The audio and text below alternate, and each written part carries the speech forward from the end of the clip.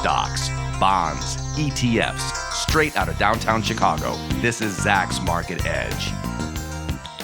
Welcome to Zach's Market Edge, the podcast about investing in your life. I'm your host, Tracey Reineck, and this week I'm joined on the podcast by Sheraz Mian, Zach's Director of Research and our very own earnings guru, to talk about the upcoming earnings season, what he's seeing in the earnings estimates, what we can expect going into this earnings season, and even for the year, because I feel like a lot is up in the air suddenly after this banking crisis.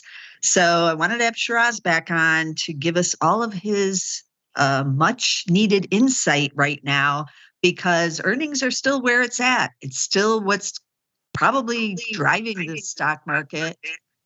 So, Sheraz, welcome to the podcast. Hey, thanks for having me, Tracey. Great topic. Yeah. A lot of people are starting to focus on those earnings now, because when we're recording this the week of April 3rd, earnings officially kicks off next week with the big banks. And normally not many of us really care about the big banks. They kick it off, like JP Morgan's kicking it off every quarter now, but everyone's kind of like, boring. The banks are going. But suddenly this year, I feel, Sheraz, like I'm like eagerly awaiting the bank earnings to see what's going on. What are they saying? How much inflows are they getting? Are they getting outflows? Like what's happening with their NIMs and, earnings and all this stuff. And so what are we seeing in the estimates? Because I know I own a couple banks in the value investor portfolio, and like Bank of America, for instance, one estimate has been cut in the last week there. A couple other banks I look at, like Comerica, 2 estimates are down there in the last week. I feel like the analysts are getting a little bit nervous now about what might happen, at least in the first quarter. Is that right? That's right. Yeah. So initially, banks, unlike the other sectors, had a pretty stable earnings outlook prior to the Silicon Valley Bank and all the scare about the regionals.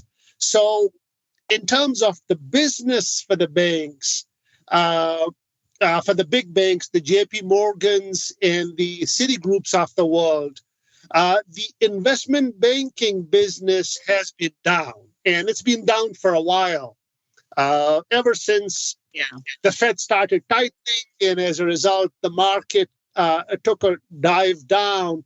So the M&A activity, the SPACs were there.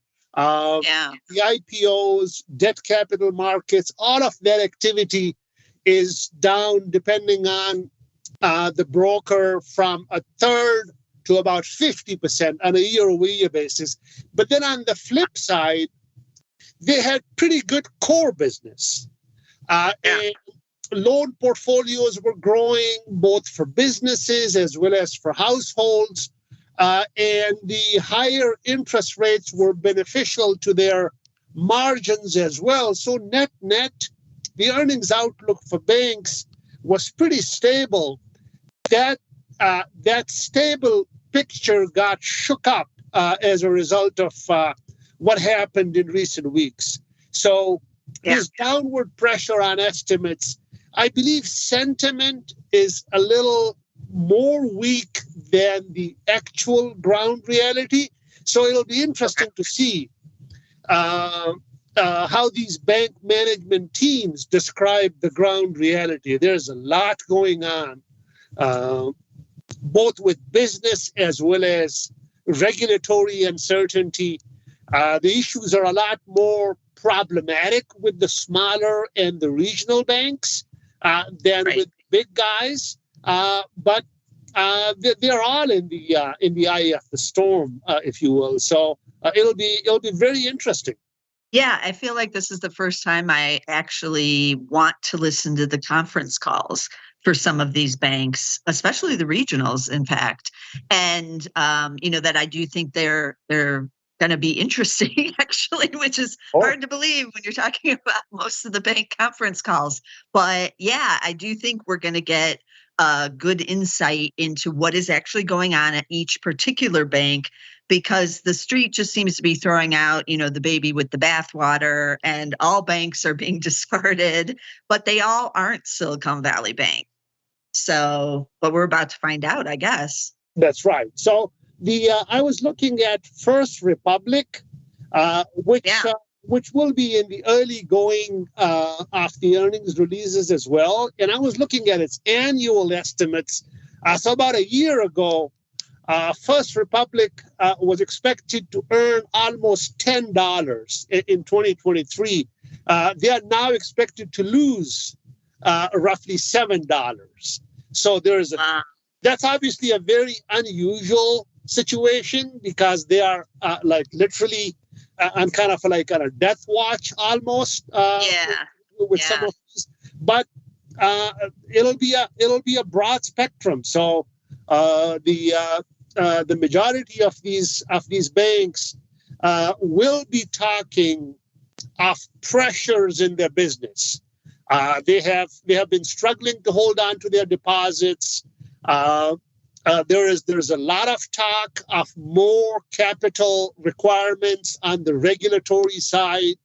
And without knowing the details of what those regulatory requirements will be, we know that more capital requirements mean less business activity, meaning lower returns from the smaller regional banks going forward than was the case prior to the emergence of these issues. So net, it's been a tough period, and is expected to remain so for the regionals and the smaller players.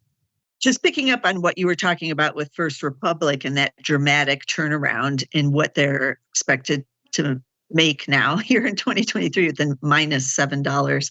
But if you look at Comerica, which I mentioned earlier, and I said 2 estimates were down in the last week, and that does sound, kind of gloomy, but it's down not very much. So they're expected to make $9.39 now this year versus $9.58 just a month ago. So yeah, it's down, but only not even 20 cents. And that's still up almost 11% year over year.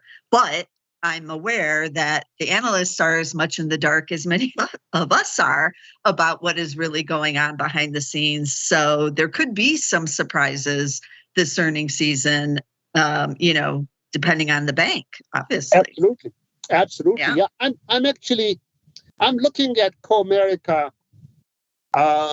in how the annual estimates for 2023 have evolved over the past year.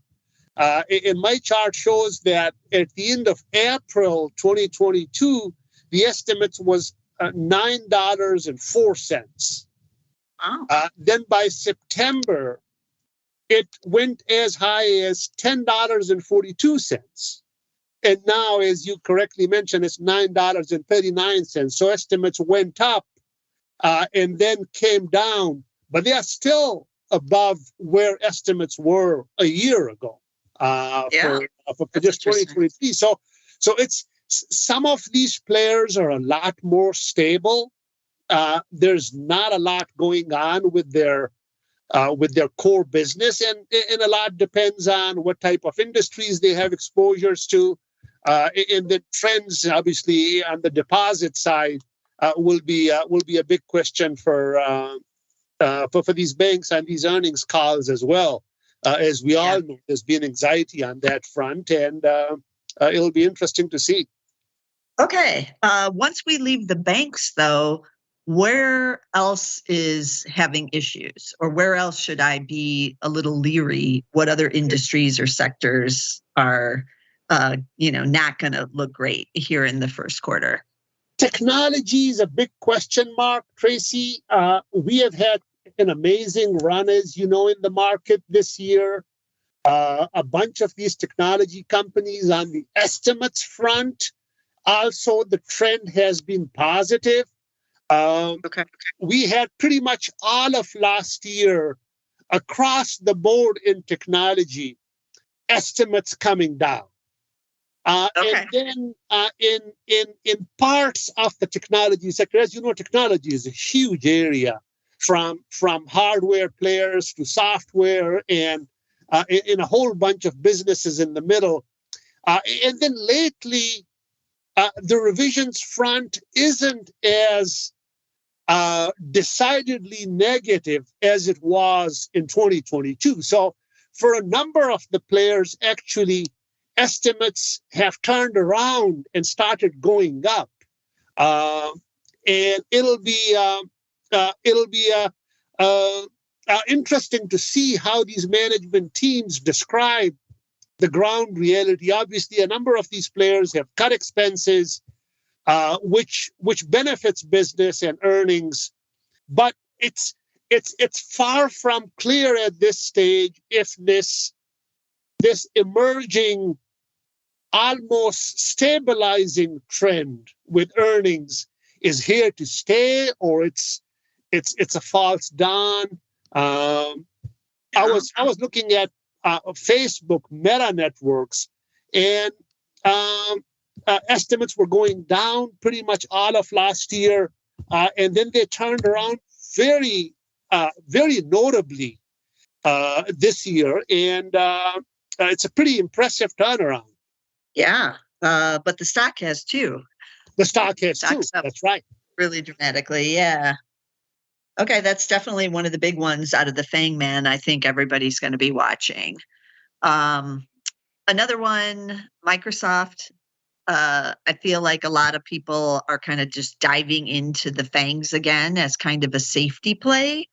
Sure. And some of those are going to be interesting this earnings season as well. What do you make of the home builders? Those earnings estimates have come way down off of a record year last year. But the stocks have gone the other way. A lot of the stocks are at like 1-year highs. A few might have been at 5-year highs recently. What can we expect from that area, if anything, or is it just the street is already priced in this earnings decline and they're looking ahead? So home builders, as you know, we have construction as a standalone sector, unlike those other people that have home builders and the broader construction space kind of parked elsewhere in other sectors. And it gives us the ability to have a better view of what's happening with estimates. So construction is one of the sectors, along with the retail, along with technology and consumer discretionary, that really suffered estimate revisions last year and have continued to suffer. In fact, these 4 or 5 sectors are the ones where estimates in the aggregate for 2023 as a whole have been cut by 20% or more. Wow. And construction was in the forefront of that. It peaked around April last year, so about a year ago, and continued to come down. And lately, as we described in the context of technology, with the home builders as well, estimates have stabilized. And marginally started going up. Like I'm looking at Toll Brothers, for example. At the end of April 2022, estimates for 2023, the expectation was $10.80. It came down by November to $7.22. And it's currently $8.66. So it came down and then stabilized and started improving, kind of like what we saw with the technology. The opposite has been the trend with the energy space. Estimates were going up pretty much all of last year, and then lately have been on the downtrend. And then perhaps with the new OPEC cut, we'll have that trend reverse. So to get back to your question, Tracey, my sense is that sentiment, perhaps, for the home builders is likely more negative than it needs to be. there is a room or opportunity for positive surprises post-releases for the home builders. Yeah, we could see some good ranks for some of the home builders in the next couple months, I feel. Some good Zacks ranks. What about, you mentioned just now, consumer discretionary, and I see that we have it expected to be up 17.8% in the first quarter. That is kind of a surprise, except we've been hearing from some companies already, like PVH, Lululemon, Nike, and they've all, although are they even into consumer discretionary? I'm assuming they are. They've all been reporting better than everybody expected, that the consumer is still spending on these discretionary type items. So what's driving that huge gain in the first quarter? So some of it is easy comparisons. The first quarter last year wasn't as good in terms of the group getting back to normal profitability. So some of it is just the quote unquote normalization of business.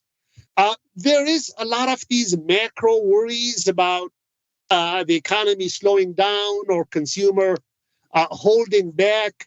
But all of the consumer facing businesses are still reporting pretty strong trends in their underlying businesses. So if there is some weakness or moderation on the horizon, it's definitely not in the Q1 data. So we'll see if these companies give us some leading edge kind of insight that they are experiencing in terms of the upcoming weakness. But as of now, the consumer seems to be doing just fine. Obviously, the key drivers of that, the strong labor market, good wages, obviously offset by all these concerns and worries, the macro worries. So it'll be a push and pull. But on balance, I think the numbers should be good enough. How much is the China reopening having a factor in that, if at all? I mean, this is for Q1. China only was just reopening in Q1. So I'm assuming it's not that big a factor for this quarter, but it might be in coming quarters. That's right. So a lot of it will be management commentary in how they see their respective China businesses and the trends in that. So you're right. The Q1 numbers won't really have a lot of China data or like the true effects of the what reopening has done. But there's a lot of optimism with respect to a lot of these consumer-facing, particularly companies, as to how, to what extent the China rebound will be. We obviously have the benchmark of our reopening. It's not exactly the same. We had a lot more of government support than was the case in China, but it nevertheless is a key data point that a lot of these companies will be talking to about Q2 and beyond. Okay, that's another thing to keep on the watch list for this earnings season. What manufacturing? We haven't mentioned it yet. It is in a recession. What are the earnings looking like for those types of companies? Are they nearing a bottom? Can we see any kind of rebound happening in their earnings? Yeah, so that's the purely macro exposed part of the business. As you know, the ISM, the Chicago PMIs, and all of these sentiment surveys are showing that that business and trends in business haven't really bottomed yet. And my sense is that that's what will come through from management commentary from these companies as well. I think it'll be a tough going for a number of these companies. And just looking at the macro data, it doesn't seem like we can expect them to give us any reassuring reads on their own businesses. Anything else you want to tell us about that we haven't covered yet? I believe the technology will be a big part. We obviously covered it, but technology has a China angle as well.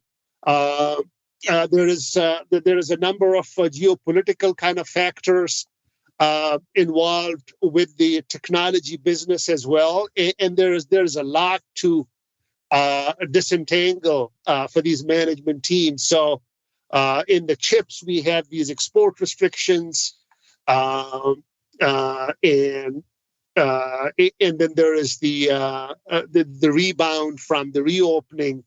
There is the elimination of the logistical challenges. So it's a bunch of cross currents. Given how much momentum we have had in the market for these stocks, I suspect there may be elements of disappointment in the results from the tech space. Do you think that there's a little too much hope on the AI side, even though NVIDIA really mentioned it in their last earnings call, but that too much is being read into it, impacting earnings in the next couple of quarters at least, and that people are kind of grabbing onto the AI thing, like, oh, we have AI. If everything else is going down, do you think that that's gonna be maybe one of the negative surprises this quarter? That's my concern, Tracey. Yes, when you have a company the size of NVIDIA go up as much as it has this year, that too on a hope that's way down in the coming years, then there is always that aspect of disappointment that could come through. It is undoubtedly a big business opportunity for a lot of these players, but it's not clear at this stage if we'll be seeing anything tangible over the coming quarters from that business. And if a company the size of NVIDIA goes up like 70-80% over a few months' time, that does become kind of a head scratcher. One final question, and I don't know if you know the answer to this, but energy historically, or at least the last 30 years, has been a low total percent of the S&P 500, and it went down only like 2% during the pandemic of the S&P 500 earnings. And then I think it had risen up to, maybe I saw around 5 or 6%. Is it expected to fall back under the 5% here with all these estimates being cut on the energy companies for this year? Are we back to, earning energy really being, meaningless on the S&P 500 again?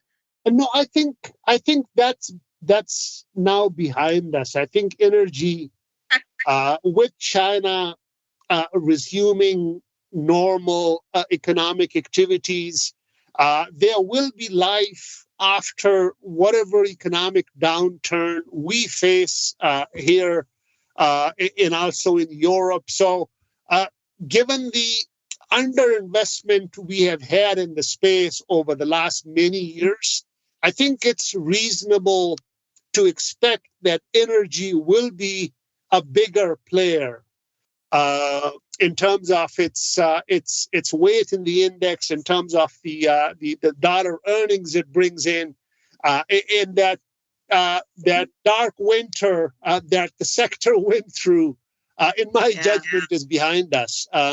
I'm looking at the earnings contribution for the sector for the next 4 quarters, and I'm showing 8.4% for the S&P 500. Obviously, once technology and finance and all these other big sectors start firing on all cylinders, it'll reduce energy's weightage. But then in a year or two, we will be in a more normal economic environment. And I can't imagine energy prices being lower than they are once we get back to a normal demand environment like in a year from now, for example. Well, that doesn't sound that negative at all for energy, really. It is not. I don't think it's hard from an investment standpoint to comment on energy near term. But if somebody has a longer outlook beyond the next couple of years, I think it's hard to build a negative case, other than the environmental factors and things like that. But energy will remain. The fossil fuels will remain a key part of the energy mix for the foreseeable future, and you will have the likes of Chevrons and Exxons being key players in that area. Okay. We covered a lot. I think this is going to be helpful to a lot of people as we head into earnings season here. Let me recap some of the stocks we did talk about. So we talked about a bunch of the banks: Bank of America, BAC, JP Morgan, Citigroup, JPM, and C for those. We talked about Comerica, CMA is that ticker. We mentioned First Republic, FRC, and then Sheraz has been following and is a little more bullish, it sounds like, Sheraz, on Meta Platforms, META. We'll see what happens on their earnings call. We talked about the home builders, and Sheraz mentioned Toll Brothers, TOL. They are the luxury home builders. And then right at the end, Sheraz mentioned a couple of the big integrated oil companies. They're trading right around their all-time highs again: ExxonMobil, XOM, and Chevron, CVX.